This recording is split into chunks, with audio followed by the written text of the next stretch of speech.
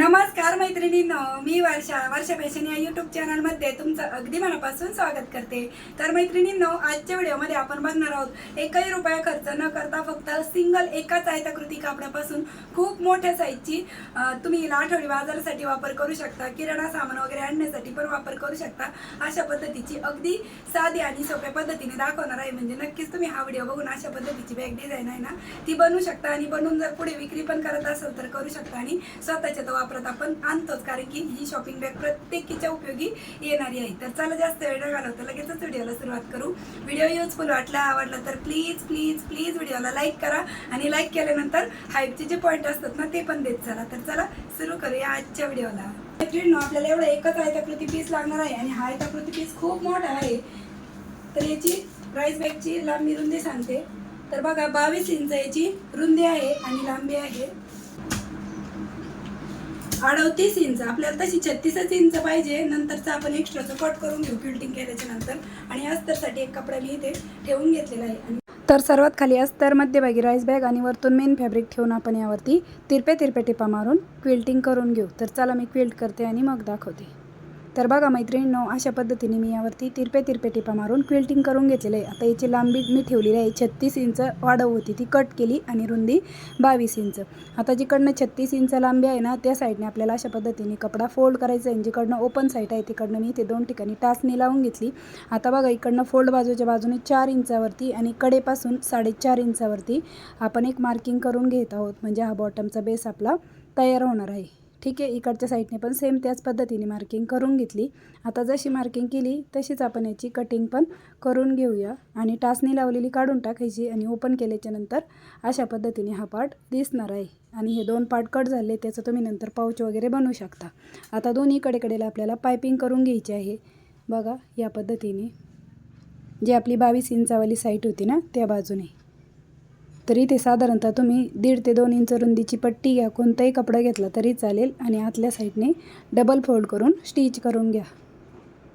तर जशी इकडच्या साईडने आपण पायपिंग केली सेम त्याच पद्धतीने दुसऱ्या साईडने पण मी ही पायपिंग आहे ती करून घेते। ठीक आहे, तर दुसऱ्या साईडने पण मी पायपिंग आहे ती करून घेतलेली आहे बघा या पद्धतीने। आता त्यानंतर आपल्याला इथे बेल्ट स्टिच करायचे। तर बेल्टसाठी बघा मी इथे राईस बॅग कट करून घेतलेली आहे।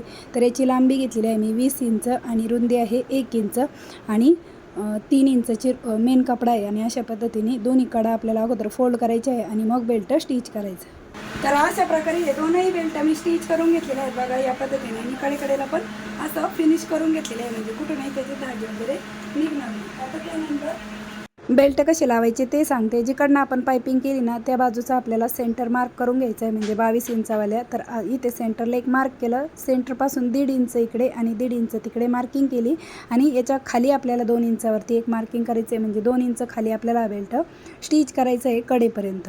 ठीक आहे, तर चला मी तुम्हाला लगेचच बेल्ट पण स्टिच करून दाखवते। आणि बेल्टवरती शक्य तितक्या जास्तीच्या टिपा द्यायच्या, कारण की बेल्ट मजबूत आणि टिकाऊ असेल तरच बॅग आपली जास्त दिवस टिकते। कारण की बेल्ट खराब झाले तर बॅगचा काही उपयोग होत नाही। त्यामुळे बेल्टवरती जास्तीच्या टिपा देऊन घ्यायच्या शक्यतो। तुम्ही स्वतःसाठी बनवत असू द्या किंवा विक्रीसाठी पण जास्तीच्या टिपा देत चला बेल्टवरती।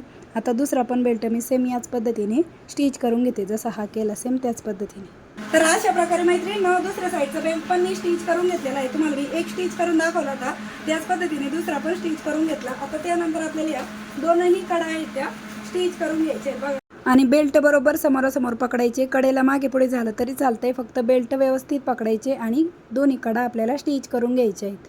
ठीक आहे, आणि इकडनं थोडंफार मागे पुढे झालं असेल तो पार्ट आपण कट करून घेऊ। इकडनं पण कडेची साईड अगोदर स्टिच करून घेऊ आणि नंतर जास्तीचा कपडा असेल तो आपण कट करून घेऊ। आता त्यानंतर आपल्याला इकडनं पायपिंग करून घ्यायची दोन्ही कडेने।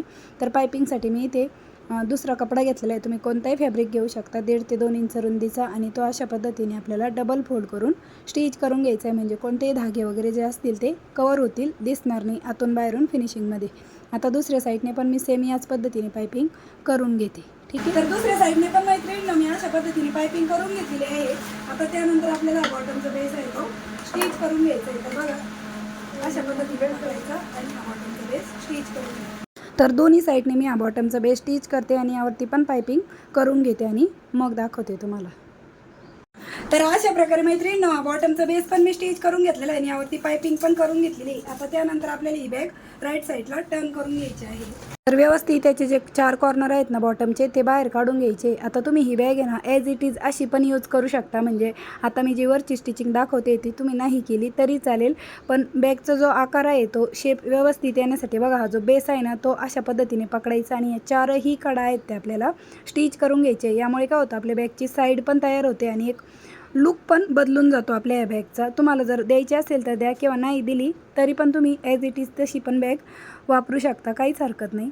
पण मी अशा पद्धतीने 4ही कॉर्नर म्हणा किंवा 4ही साईड स्टिच करून घेत आहे. तर इथे तुम्हाला 2 स्टिच करून दाखवल्या. याच पद्धतीने मी राहिलेल्या पण 2 आहेत त्या स्टिच करून घेतलेल्या आहेत बघा या पद्धतीने.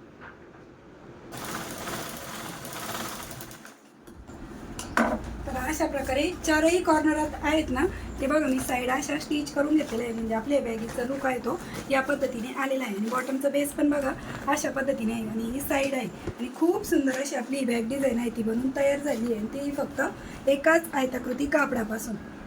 आणि बघा मैत्रिणींनो किती सुंदर अशी आपली बॅग डिझाईन आहे ती बनून झालेली आहे आणि आतून बाहेरून अगदी प्रॉपर आणि फिनिशिंग सहित आहे. तुम्ही याच्यामध्ये ना तुमचा आठवडी बाजार आणू शकता, किराणा सामान आणू शकता, शॉपिंग बॅग म्हणून तुम्ही याचा वापर करू शकता जसं तुम्हाला वाटेल त्या पद्धतीने. आणि खूप दणकट मजबूत आणि टिकाऊ अशी आपली ही बॅग डिझाईन आहे ती बनून तयार झालेली. तर हिची रुंदी आहे बघा इथली 13 इंच आणि ही जी साईड आहे ही आहे आपली 8 ते 8.5 इंचाची साईड आहे. आणि बॉटमचा बेस पण मग तेवढाच आहे. तरी पण तुम्हाला एकदा बॉटमचा बेस पण मोजून दाखवते. तर बघा 8.5 ते 9 इंचाचा आपला बॉटमचा बेस आहे. खूप सुंदर अशी आपली बॅग डिझाईन तयार झाली आहे. बॅगीची उंची राहिली उंची आहे 14 इंच. ठीक आहे. तर अशा पद्धतीची खूप सुंदर अशी आपली ही बॅग आहे ती बनून तयार झाली आहे. ती फक्त एकाच आयताकृती कापडापासून. आणि जास्त झंझट नाही आणि जास्त वेळ पण नाही लागत आणि एकही रुपया खर्च न करता तुम्ही ही बॅग डिझाईन आहे ती नक्की ट्राय करू शकता. मी ही बिना झिपची बनवलेली आहे कारण की आपण आठवडी बाजारासाठी वगैरे काही झिपच्या बॅगी नाही वापरत ना, त्यामुळे तुम्ही हिचा आठवडी बाजार आणण्यासाठी, किराणा सामान आणण्यासाठी, ग्रोसरी सामान आणण्यासाठी पण वापर करू शकता. आणि तुमच्या सोयीनुसार तुम्हाला पाहिजे तसं या बॅगीचा तुम्ही वापर करू शकता. तर मैत्रिणींनो कशी वाटली तुम्हाला आपली आजची ही आयडिया ते पण मला कमेंट करून नक्की सांगा. व्हिडिओ युजफुल वाटला असेल, आवडला असेल तर प्लीज प्लीज प्लीज व्हिडिओला जाता जाता लाईक करा, शेअर करा आणि असेच नवीन नवीन युजफुल आणि युनिक व्हिडिओ बघण्यासाठी आपल्या वर्षा फॅशन चॅनलला नक्की सबस्क्राईब करा. तर भेटूया पुन्हा नेक्स्ट व्हिडिओमध्ये. तोपर्यंत bye bye. Thanks for watching. Shri Swami Samarth. जय जिजाऊ, जय शिवराय. Bye bye.